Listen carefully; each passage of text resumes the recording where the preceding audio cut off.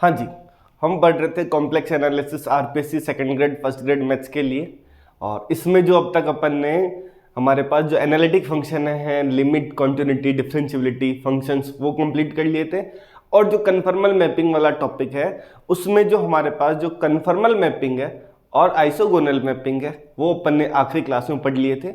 अब जो इसी चैप्टर का एक मोस्ट इंपॉर्टेंट टॉपिक है हमारे पास, जो है बाइलिनियर ट्रांसफॉर्मेशन और उसके ऊपर कुछ चीज़ें।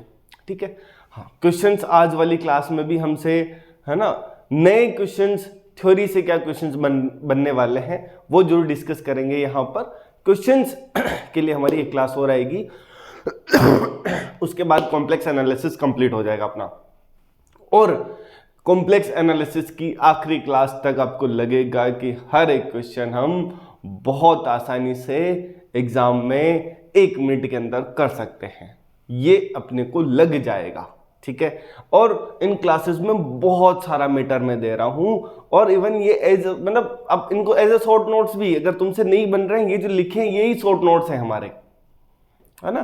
तो तुम अगर ये इनको भी कंसीडर करके लेकर चलोगे तब भी तुम्हारा काम हो जाएगा। वही हमारा 70 प्लस क्वेश्चन है, 60 प्लस क्वेश्चन जो करने का टारगेट है, हम वो भी देख रहे हैं कि नए नए क्वेश्चन कहाँ से बन सकते हैं, वो सारी चीज़ें, है ना। आज वाली क्लास भी पूरी थ्योरेटिकल बेस होने वाली है।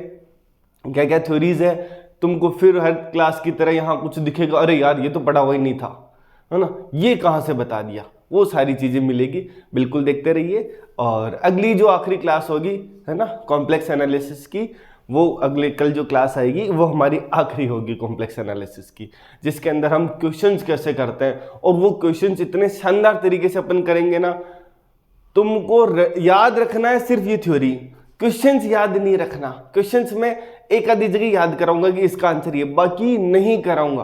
कॉम्प्लेक्स एनालिसिस की नहीं कह रहा हूं मैं, जो हमारे बाकी सब सब्जेक्ट है उनमें कहीं कहीं पर भी मैं याद, बहुत कम जगह याद कराऊंगा कि ये क्वेश्चन इसका आंसर ये है, बाकी नहीं याद कराएंगे। तुमको क्वेश्चन एग्जाम में दिखेगा, वही सॉल्व करने का 1 मिनट में तरीका सीखेंगे अपन। और बड़ी बात यह है कि हम हर टॉपिक को एक अलग नज़र से देख रहे हैं, एक अलग तरीके से कर रहे हैं। ऐसा नहीं है कि कोई एक टॉपिक आपने कर लिया और अगला टॉपिक नहीं किया, नहीं, हर एक टॉपिक अगर यहाँ से करोगे तो बहुत बेनिफिट मिलने वाला है। तुम्हारे 60 प्लस क्वेश्चंस कहीं नहीं गए, है ना। ये हमारे पास प्रैक्टिकल, हम कहते हैं कि 70 से 70 कर देंगे, वो कई बार होता है, हमसे भी नहीं हो पाते हैं। तो बात ये है कि भाई आराम से 60 प्लस क्वेश्चंस तो हम ग्रेजुएशन से आराम से कर सकते हैं हमारी ये क्लासेस देखते हुए। ठीक है, चलिए बिना देरी किए हुए आज की हमारी क्लास स्टार्ट करते हैं। पहला टॉपिक हमारे पास बाइलिनियर ट्रांसफॉर्मेशन, उसको फ्रैक्शनल ट्रांसफॉर्मेशन भी कहते हैं, उसको मोबियस ट्रांसफॉर्मेशन भी कहते हैं, 3 नाम है। ठीक है, अच्छा, फॉर्म क्या होगी, W equal to AZ plus B upon CZ plus D, जहां AD minus BC not equal to 0 हो। ABCD कॉम्प्लेक्स नंबर्स हैं, क्या है, ABCD कॉम्प्लेक्स नंबर है। इसको हम कहते हैं बाइलिनियर ट्रांसफॉर्मेशन, द्विरेखीय रूपांतरण, मोबियस ट्रांसफॉर्मेशन या फ्रैक्शनल ट्रांसफॉर्मेशन। ठीक है, 3 नाम है, तीनों में से कोई सा भी पूछ सकता है ना। एक क्वेश्चन ये भी बन सकता है कि इनमें से इसका कौन सा नाम नहीं है ना। तो बाइलिनियर हो गया, है ना, हमारे पास फ्रैक्शनल हो गया और मोबियस हो गया, ये 3 नाम अपने को ध्यान रखने, बिल्कुल सीधा सीधा। बहुत कई बार तो इतना होता है कि अरे यार ये नाम ही पूछ लिया, है ना। जैसे एलपीपी में कई बार वो होता है ना, क्वेश्चन पूछ लेता है, चलो बताओ इससे रिलेटेड मैथमेटिशियंस कौन रहे हैं, है ना। बिल्कुल वैसे ही इसका नाम से क्वेश्चन, पहला क्वेश्चन ये बन सकता है। दूसरा जो अब तक नहीं बना, इसके ऊपर मैं कुछ स्टेटमेंट्स लेके आया हूँ, 5 से 6 स्टेटमेंट, जो तुम्हारे आजकल नए पैटर्न के क्वेश्चंस बन रहे हैं ना, सर स्टेटमेंट दे दिए अब कैसे करें, वो वही है। ठीक है, घबराना नहीं है उससे। चलिए पहला स्टेटमेंट, ये जो है बाइलिनियर ट्रांसफॉर्मेशन 1 ऑन 2 फंक्शंस होता है एक्सटेंडेड कॉम्प्लेक्स प्लेन में। कहां पर, क्या लिखा नहीं, एक्सटेंडेड कॉम्प्लेक्स प्लेन में, है ना, जिसमें इनफाइनाइट भी है उसी में। एक्सटेंड, और यार स्पेलिंग ही गलत लिख दी, एक्सटेंडेड।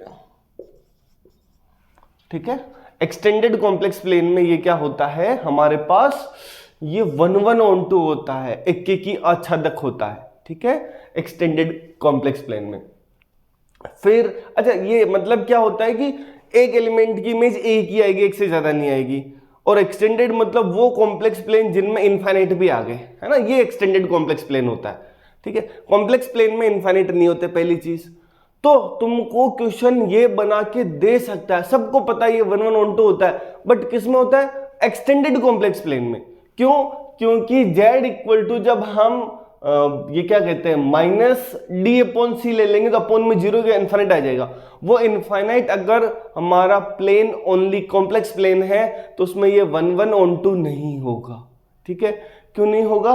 क्योंकि भाई हमारे पास इसकी इमेज नहीं आ रही है ना, इनफाइनाइट बाहर चली गई। और अभी अपन देखेंगे कि जो z इनफाइनाइट है, तो देखो यहां एक मैंने लिखा है z इनफाइनाइट कब होगा? जब w equal to a upon C हो, है ना। चलो इसी पर आ जाते बात करते करते कि z equal to minus D upon C है तो w इनफाइनाइट होगा, और w equal to a upon C है तो z इनफाइनाइट होगा।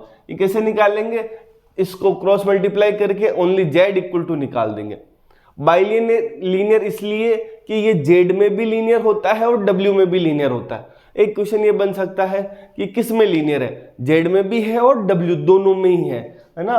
तो हम पॉइंट नंबर 1 और ऐड कर सकते हैं, ये z एंड w दोनों में रैखिक होता है, दोनों में लीनियर है ना। z एंड w दोनों में लीनियर है, कंफर्म। ये हम एक्स्ट्रा ऐड कर सकते हैं यहाँ पे। एक्सटेंडेड कॉम्प्लेक्स प्लेन में 1 1 on 2 क्यों होगा? अच्छा ये याद रह जाएगा, मैं ऊपर का मिटा दूं, थोड़ा लिखने की जगह हो जाएगी, है ना। हाँ जी, देखो ये जो है हमारे पास, क्योंकि इसकी इमेज नहीं मिल रही है। दूसरा, W प्लेन में इसकी इमेज इनफाइनाइट मिल रही है, बट जैसे ही इनफाइनाइट को इंक्लूड किया अब कंफर्म है, ठीक है, कि हर एक पॉइंट एक्सटेंडेड कॉम्प्लेक्स प्लेन के इनफाइनाइट को मिलाते हुए हर एक पॉइंट के लिए, Z प्लेन के हर एक पॉइंट के लिए W प्लेन में कोई ना कोई यूनिक पॉइंट है, 1 to 1 कॉरेस्पॉन्डेंस है दोनों के बीच में, कंफर्म। एक्सटेंडेड कॉम्प्लेक्स प्लेन में ये बहुत इंपॉर्टेंट है, ध्यान रखना, ठीक है। अगला AD, अच्छा एक अपन कह रहे हैं ना AD माइनस BC जो है वो नॉट इक्वल टू 0। अगला केस ये कि अगर 0 हो जाए तो ऐसा क्या हो जाएगा?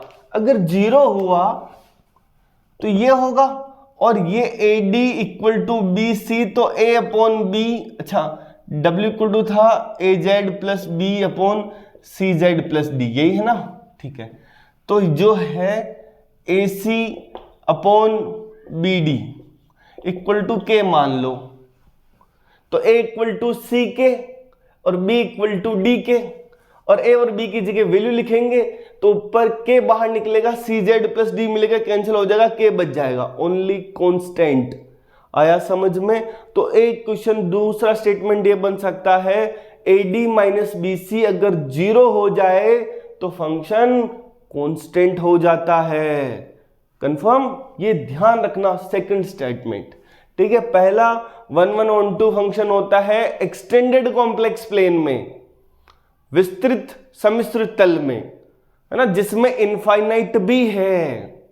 दूसरा AD माइनस BC 0 आ जाए तो हम कह देते हैं कांस्टेंट फंक्शन है। कौन सा फंक्शन है? कांस्टेंट है। अच्छा से थर्ड स्टेटमेंट, थर्ड कह रहा है कि ये एलिमेंट्री जो ट्रांसफॉर्मेशन है उसका कॉम्बिनेशन होता है। एलिमेंट्री ट्रांसफॉर्मेशन, प्रारंभिक रूपांतरण कौन? Translation, W equal to Z plus alpha, कल वाली क्लास में देखा था ना। ट्रांसलेशन, रोटेशन, मैग्निफिकेशन और इन्वर्जन, इनका ये कॉम्बिनेशन होता है। किनका? चारों का। किनका? ट्रांसलेशन, रोटेशन, मैग्निफिकेशन और साथ में इन्वर्जन, है ना, इन चारों का होता है। अच्छा कल अपन ने एक लीनियर ट्रांसफॉर्मेशन देखा था जाते जाते। लीनियर ट्रांसफॉर्मेशन में ट्रांसलेशन होता है, रोटेशन होता है और मैग्निफिकेशन होता है, इन्वर्जन नहीं होता है। तो एक स्टेटमेंट ये भी आ सकता है कि लीनियर ट्रांसफॉर्मेशन, रैखिक रूपांतरण किनका कॉम्बिनेशन होता है? ट्रांसलेशन, रोटेशन, मैग्निफिकेशन का। और जो हमारा बाइलीनियर ट्रांसफॉर्मेशन है। ये किसके लिए है? हमारे बाइलीनियर ट्रांसफॉर्मेशन के लिए, द्विरेखिक रूपांतरण के लिए ये चारों का कॉम्बिनेशन होता है। स्टेटमेंट नंबर 3 बनेंगे, यहीं से क्वेश्चंस बनेंगे, हमारी क्लास से ही क्वेश्चंस बनेंगे। जुलाई के बाद या फर्स्ट ग्रेड मई के बाद हम देखेंगे अरे यार ये क्वेश्चन इस क्लास में था, बिल्कुल मिलेगा।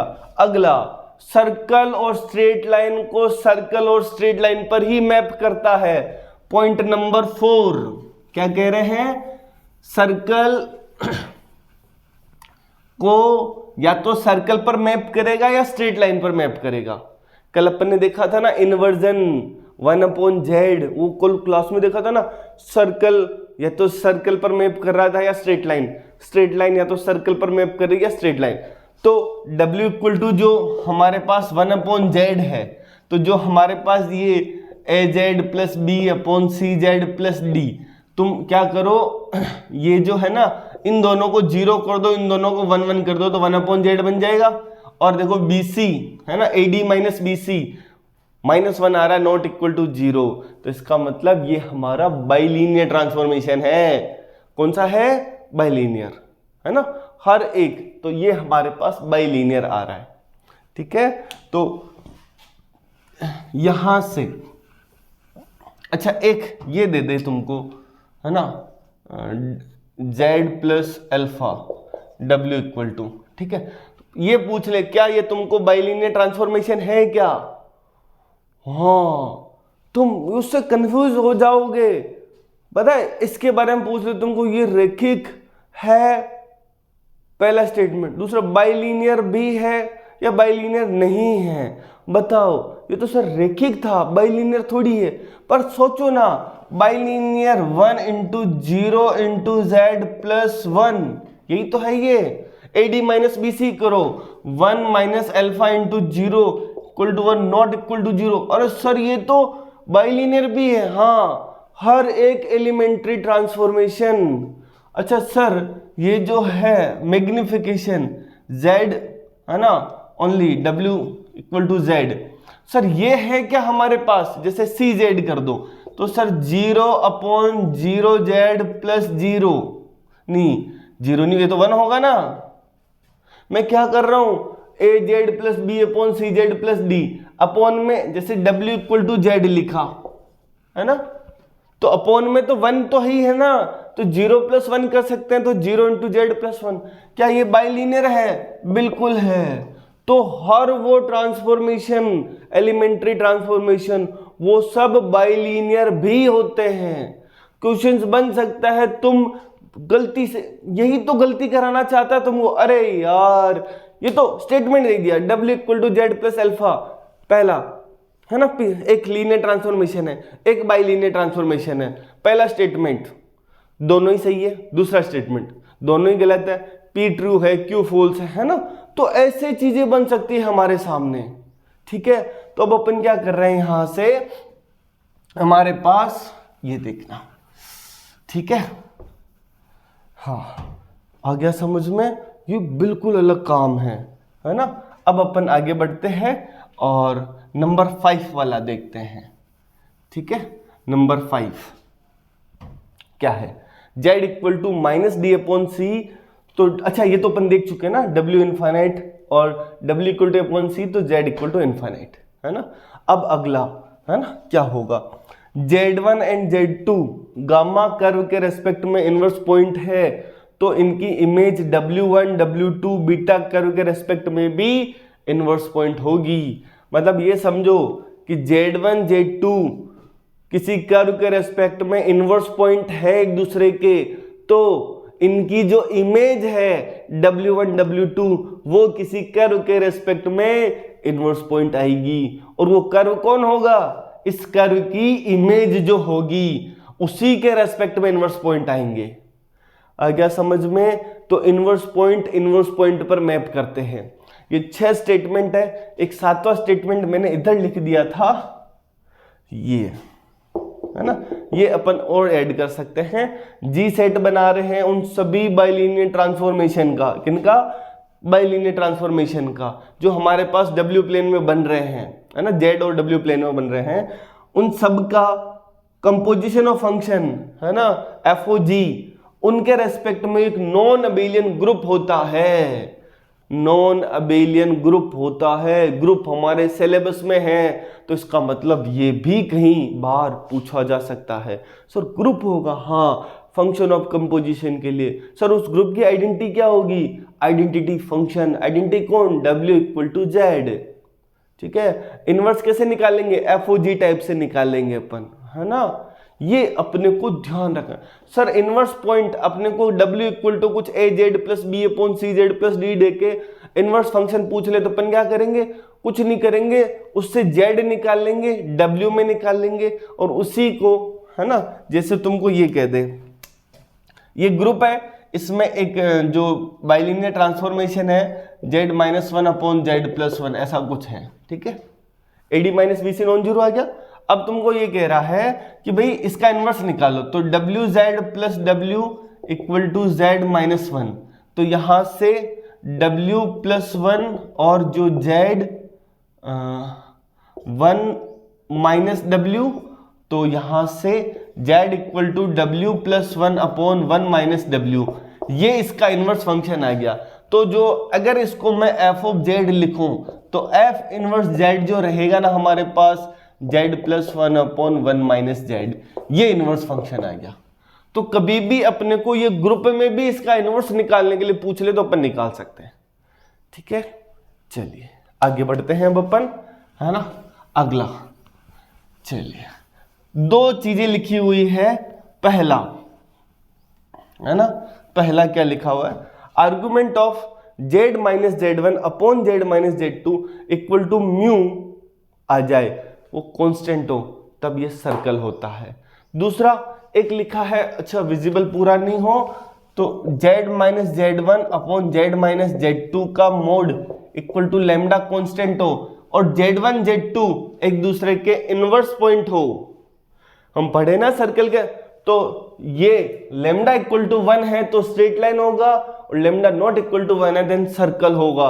ये भी एग्जाम में पूछा गया है पहले, है ना। ये सेम अपनी ये क्लास से बहुत सारे क्वेश्चंस एग्जाम में पहले पूछे गए हैं और आगे आने वाले एग्जाम में भी पूछे जाएंगे।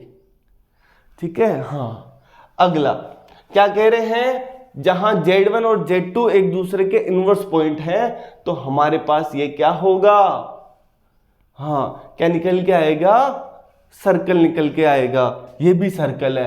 दूसरी सबसे बड़ी बात, एक और क्वेश्चन जो आज तक नहीं पूछा, ये सर्कल और ये सर्कल दोनों ऑर्थोगोनली कट करेंगे, दोनों परपेंडिकुलर कट करेंगे। आ गया समझ में? ये भी ध्यान रखना है अपने को, है ना। ये हमारी जो क्लास है वो ऐसे शॉर्ट नोट्स बिल्कुल ले सकते हैं अपन। ठीक है, हम चीजें कहाँ से क्या आ रही है उससे कहीं ज्यादा उस पर फोकस कर रहे हैं कि हमको क्या ध्यान रखना है। ठीक है, खासकर उन बच्चों के लिए जो एग्जाम एक बार दे चुके हैं, जो पहले, उनके लिए तो ये बहुत कारगर साबित है ना। और जो पहले नहीं दे चुके हैं वो ऐसे जी के याद कर लो अगर तुमको ये एग्जाम क्रैक करना है तो। इतना कह सकता हूं मैं, क्योंकि ये मुझे एक्सप्लेन करने के लिए थोड़ा टाइम चाहिए, कौन सा हो रहा है, क्यों है, बट अगर अपने याद कर, अच्छी बात है ना यार। भाई एग्जाम में क्वेश्चन आपने कैसे किया कोई नहीं पूछने वाला, आपने तुक्का लगाया, आपने, है ना, याद करके गए, कैसे भी कर, कोई नहीं पूछ, बस आंसर चाहिए अपने को। ठीक है, ये मेंटेलिटी चाहिए अपने को। अगला क्रॉस रेशियो। क्रॉस रेशियो है वो, ये भी काम का इंपॉर्टेंट है। अच्छा, इनसे जो क्वेश्चंस बनेंगे ना, मैं वो क्वेश्चन, देखो हमारा तरीका वही है कि हम क्वेश्चन को ट्रेडिशन वे में नहीं सॉल्व करते। हमारा हर एक टाइप के क्वेश्चंस को अलग सॉल्व, है ना, तरीके से सॉल्व करने का हमारे पास है तरीका। हम कभी भी बुक के मेथड को प्रेफर करेंगे नहीं, हमको आंसर चाहिए, और जब हमारे पास हर क्वेश्चन का आंसर इस तरीके से आ रहा है तो क्यों नहीं करें। ठीक है, चलिए, हाँ, क्रॉस रेशियो।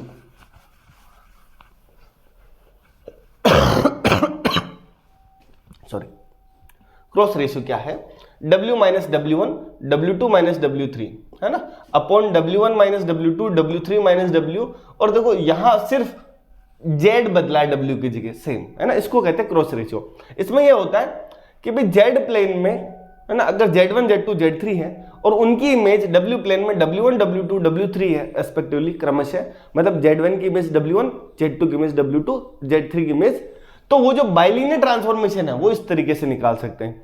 और मैं फिर कह दूं एग्जाम में अपने को ये लगाना ही नहीं होता, बस याद रखना है, बाई चांस कभी एग्जाम में फॉर्मूला पूछ ले, इतना ध्यान रखना है अपने को, नहीं लगाएंगे हम। कब लगाए फॉर्मूले अपन ने एग्जाम के लिए? अभी तक नहीं लगाया ना। हाँ, ये देखो W1 W2 W3, या इसको लिखते हैं Z1 Z2 Z3, सेम इस तरीके से लिख सकते हैं। कॉम की चीज सबसे इंपॉर्टेंट ये स्टेटमेंट है ना, पहला स्टेटमेंट है ना, बाइलिनियर ट्रांसफॉर्मेशन में अच्छा के अंतर्गत बिंदुओं का क्रॉस रेशियो इनवेरिएंट रहता है ना, मतलब जो पॉइंट्स है उन इनवेरिएंट मतलब निश्चय कैसे रहता है कि आप किसी बाइलिनियर ट्रांसफॉर्मेशन में Z1 की इमेज W1, Z2 की इमेज W2, Z3 की इमेज W3 और Z4 की इमेज W4 है, तो अपन कहते हैं इनसे जो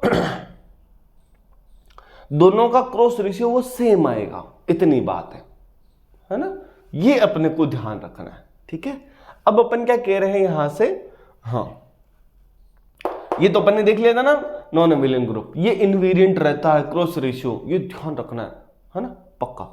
चलिए आगे बढ़ते हैं। इनवेरिएंट पॉइंट, यहां से क्वेश्चन एग्जाम में आता है और सीधे सीधे स्टेटमेंट पहले भी पूछे गए हैं। मैं इतना कह सकता हूं इससे थ्योरेटिकल पार्ट में बाहर से क्वेश्चंस नहीं होगा, जो भी होगा अपने यहीं से होगा, अपने यहां से लेकर यहां तक ही होगा, दैट्स इट। थ्योरेटिकल वाले पार्ट में थ्योरी से मतलब थ्योरी से वो और कोई क्वेश्चन नहीं पूछ सकता, ये कंफर्म है। ठीक है, इनवेरिएंट पॉइंट से है ना, क्या है अपन यहां आ जाते हैं। इनवेरिएंट पॉइंट को कहते हैं फिक्स्ड पॉइंट या निश्चित बिंदु।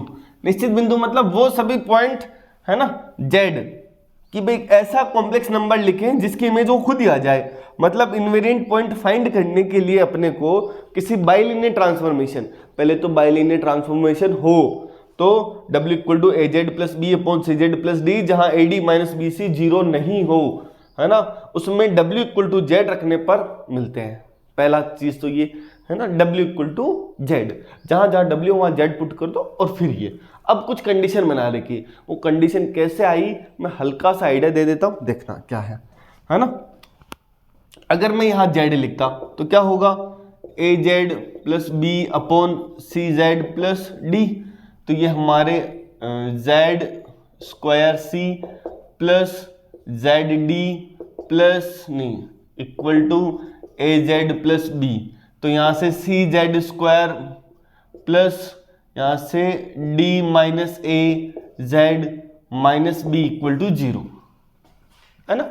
अब देखो इसका अगर ये क्वाड्रेटिक है तो C नॉट इक्वल टू 0 होगा, बाबा श्रीधराचार्य लगाएंगे तो minus D minus A plus minus D minus A का होल स्क्वायर माइनस और plus 4BC root upon 2C, है ना, ये Z मिलेगा।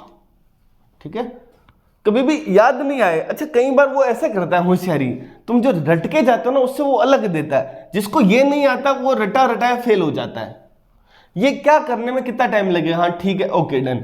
अब सुनो, मैं ये नहीं रटाऊंगा, तुम ऐसा नहीं, तुम खुद से एग्जाम में बहुत जल्दी निकाल सकते हो सारी चीजें। पहला कई बार वो क्या करता है, ऐसे कर देता है A plus BZ C plus DZ, सारा खेल ही पलट दिया,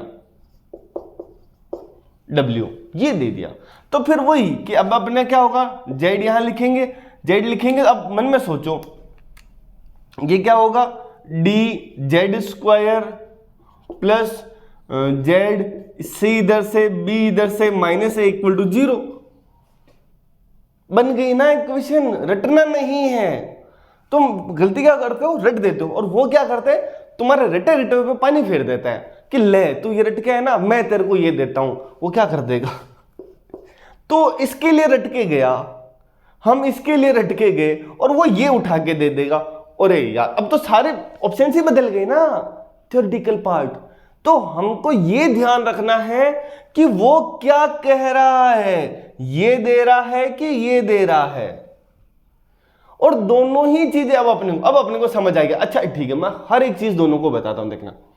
देखो दो कॉम्प्लेक्स नंबर कब मिलेंगे खुद बताओ, जब डिस्क्रिमिनेंट जो ये है d माइनस ए का whole square plus 4bc greater than 0 हो और c नॉन 0 हो, क्वाड्रेटिक तो हो ना।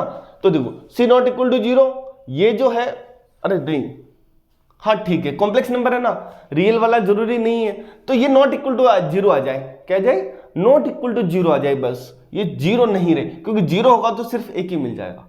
तो अपन क्या कह रहे हैं, दो फिक्स्ड पॉइंट होंगे और दोनों ही नॉन इनफाइनाइट होंगे। क्यों, क्योंकि c 0 नहीं है तो जो भी मिलेगा वो फाइनाइट मिलेगा।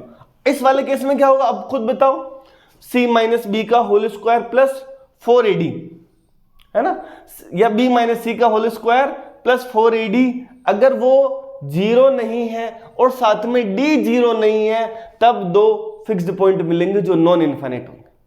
आया ना समझ में। जब चाहे सर दो अलग अलग मिलना मतलब ये 0 नहीं होना, समझो पहला हो गया। अगला दूसरा कि एक केवल और केवल एक ही होना और इनफाइनाइट नहीं होना, मतलब c 0 नहीं हो सकता, क्योंकि c 0 हो तो इनफाइनाइट मिलेगा, इनफाइनाइट तभी मिलेगा जब c 0 होगा, बाकी कभी नहीं मिलेगा, मतलब c नॉन 0 हो और ये 0 आ जाए, तब क्या होगा, तब रूट क्या होगा fixed point, minus D minus A upon 2c, यही तो आएगा जेड। ये भी पूछ सकता है एक क्वेश्चन कि अगर इसमें हमारे अपने इसमें एक ही फिक्स्ड पॉइंट है, एक सिंपल एक फिक्स, तो कौन सा है, ये रट के नहीं जाना, रट के नहीं जाना, फिक्स्ड ये यहां से पता चल जाएगा अपने को, ठीक है, minus D minus A upon 2c, यही फिक्स्ड पॉइंट होगा और कोई सा नहीं होगा। इसके लिए अब तुम इसके लिए ये जैसे इक्वेशन बना लो। अब क्या है, मतलब हमारे पास ये जो है केवल और केवल एक फिक्स्ड पॉइंट, क्वाड्रेटिक इक्वेशंस पढ़ी हुई ना अपने सिलेबस में है, केवल एक ही रूट है, तो इसका मतलब क्या होगा, यहां से ये हमारे पास माइनस सी माइनस बी अपॉन 2d, ये केवल और केवल एक ही रूट होगा। ठीक है, चलिए आगे बढ़े, है ना। सेकंड स्टेटमेंट देख लो, और इस ट्रांसफॉर्मेशन को पैराबोलिक ट्रांसफॉर्मेशन कहते हैं। ये थोड़ा छुपा हुआ है तो मैं लिख लेता हूं, पैराबोलिक ट्रांसफॉर्मेशन। तो एक क्वेश्चन तो ये आ सकता है कि भी पैराबोलिक ट्रांसफॉर्मेशन, ये बाइलिनियर ट्रांसफॉर्मेशन पैराबोलिक ट्रांसफॉर्मेशन कब होगा, तो हमको रट्टे नहीं मारना है, हमको पता है कि क्या, कि जी ये इसका मतलब ये इक्वेशन, बस ये इक्वेशन अपने को जल्दी से लिखने आ जाए। ठीक है, ये इक्वेशन रट के नहीं जानी, क्या करना है, जेड लगाना है, बट में सोचना है सी जेड स्क्वायर, यहां से डी जेड, यहां से माइनस ए जेड आएगा और ये माइनस बी इक्वल टू 0 आ गई ना इक्वेशन। कितना टाइम लगा, ये इक्वेशन आ गई। अब ये इक्वेशन पैराबोलिक ट्रांसफॉर्मेशन होगा अगर इसका डिस्क्रिमिनेंट 0 है और सी नॉन 0 है। आ गया समझ में, तो हम क्या कहेंगे, पैराबोलिक ट्रांसफॉर्मेशंस।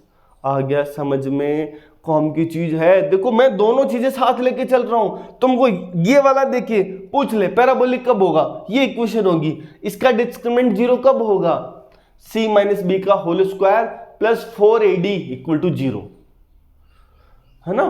वो अलग बना, जो क्लास पूरी देखता ना उसका तो सच कह रहा हूं उद्धार होने वाला है ना। बीच में छोड़ के भाग गए तो हमको कुछ पता नहीं है, तुम्हारे लिए फ्री का काम हो रहा है, उसमें भी है ना फायदा नहीं लो तो तुम्हारी मर्जी। ठीक है, हाँ ये आगे भी अपन, मैं वही कह रहा हूं कि तुम ये याद करके कि वो ये कर देता है, बस तुमको बैठ के ये करना होता है। अच्छा ये दे दिया, कल को ABC चेंज कर दिया तो मैं क्या करूंगा एग्जाम में, तुम तो ये रट के गए ना, ये वही, इसी वजह से क्वेश्चंस नहीं हो रहे हैं। और कोई तरीका है, और कोई मतलब कोई हार्ड एंड फास्ट नहीं है, हमको कॉन्सेप्ट पता है तो हम कर सकते हैं, कोई बड़ी बात नहीं।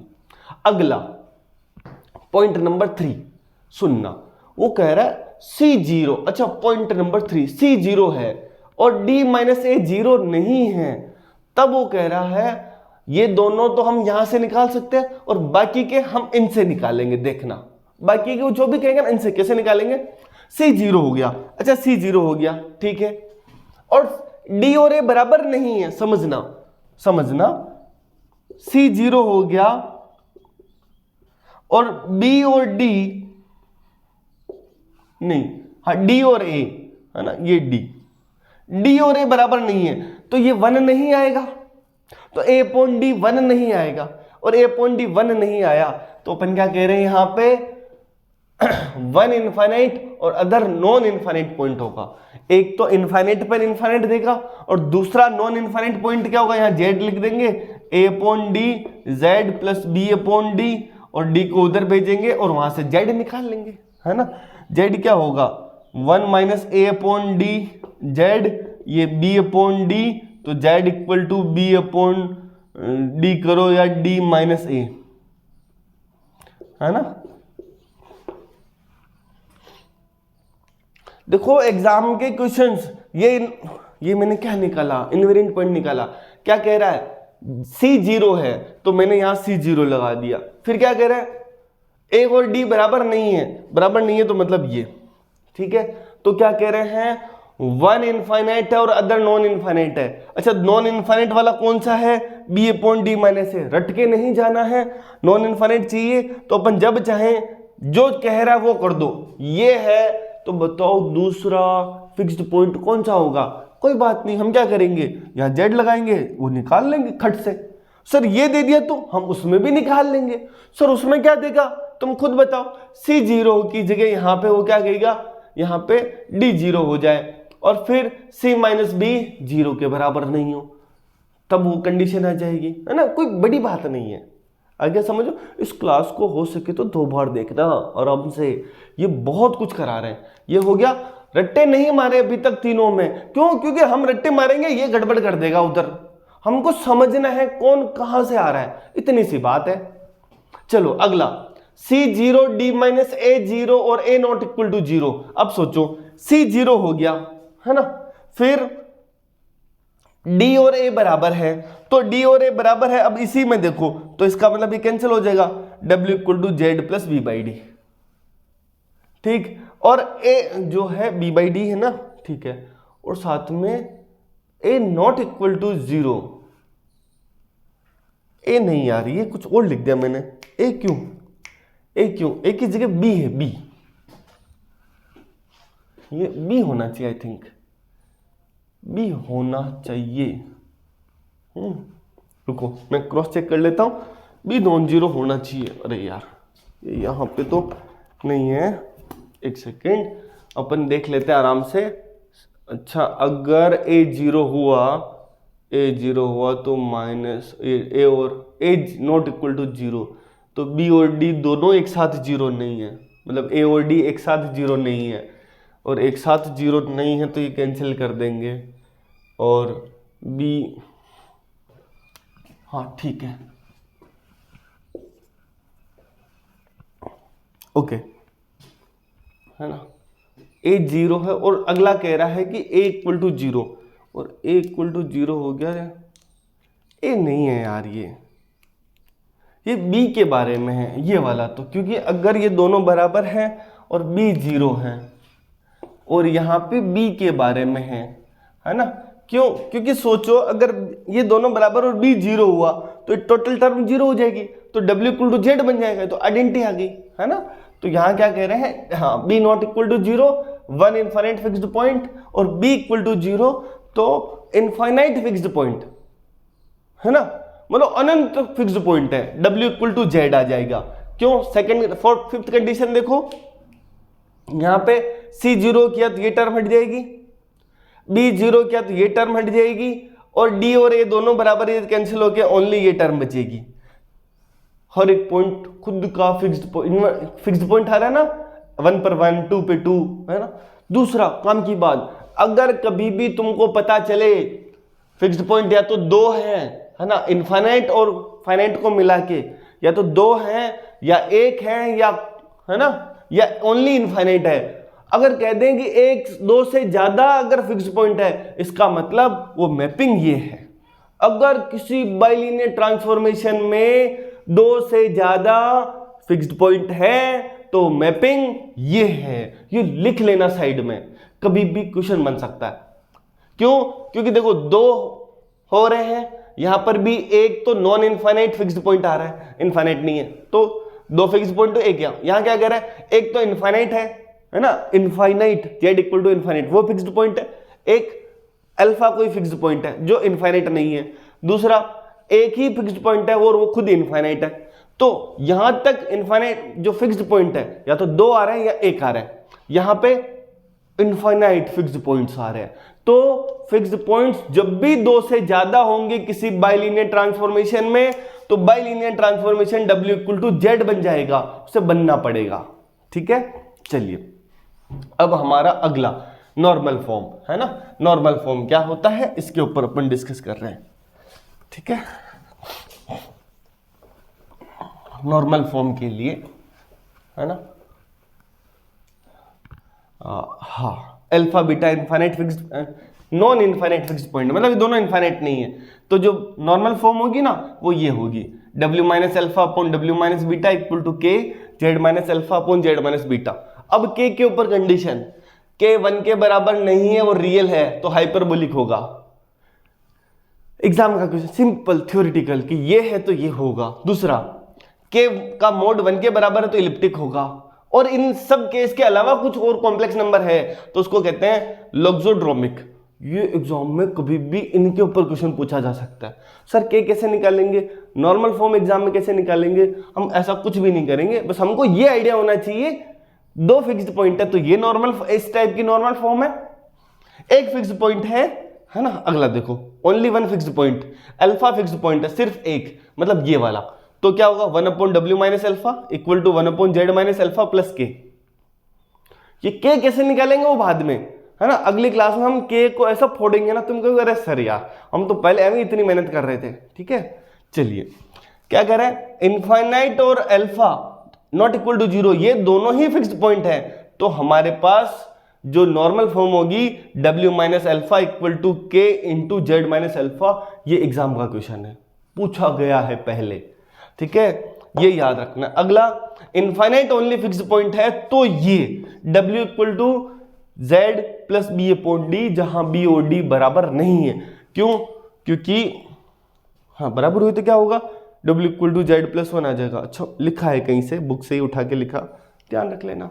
ठीक है, चलिए ये थोड़ा है ना आखिरी क्लास अपनी, मतलब आखिरी नहीं इसके बाद एक और है, और अपन जल्दी मिलेंगे अपनी अगली क्लास में। मुझे थोड़ा अभी जाना है तो अपन मिलते हैं अगली क्लास में, सारी बातें अगली क्लास में करेंगे है ना। वही शेयर करिए, अच्छा लगा कमेंट करिए है ना। तब तक के लिए थैंक यू सो मच। ठीक है जी।